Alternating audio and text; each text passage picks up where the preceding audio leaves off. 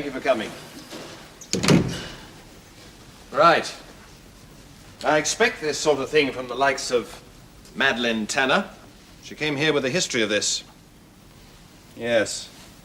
And I've no hesitation in allowing the due processes of the law to take their course, in her case. But I don't think you are past redemption yet.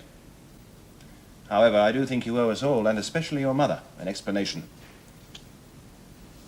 Well, Mr. Llewellyn's already done more for you than he should, my girl. If I'd had my way, I'd have let the police deal with you. Well? Come on, Cathy. We're only trying to help. Why did you do it? I don't know, sir.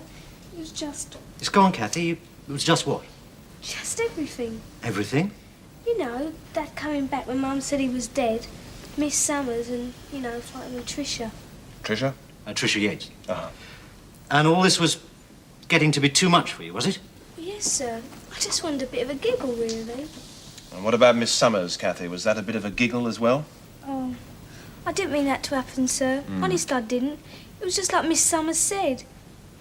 Except Madeline made me do it. I see. You would, of course, reinstate Miss Summers, Headmaster. Of course, and apologise. As you will too, Cathy. Yes, sir. Now, what am I going to do with you? I know it's your decision, Headmaster, but I do think we should take into account what Cathy has just said and the fact that she has been under a great deal of personal stress recently. I suppose I should take some of the blame for that, what with the family upset. And I knew that Madeline was no good the first...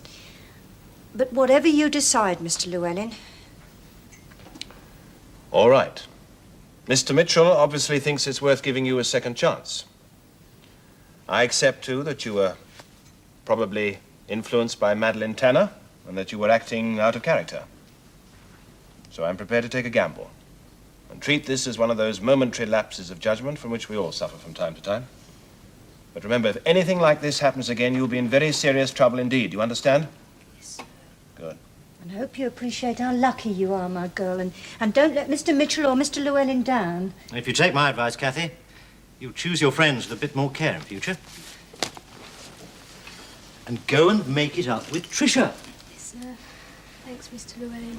It won't happen again, Mr. Llewellyn. I promise you that. Mr. Mitchell, would you tell Mr. Baxter and the rest of the staff I've considered your requests, and if you're all willing to return to a more normal routine, I'm sure we can work together in future. I'm sure we can, Headmaster.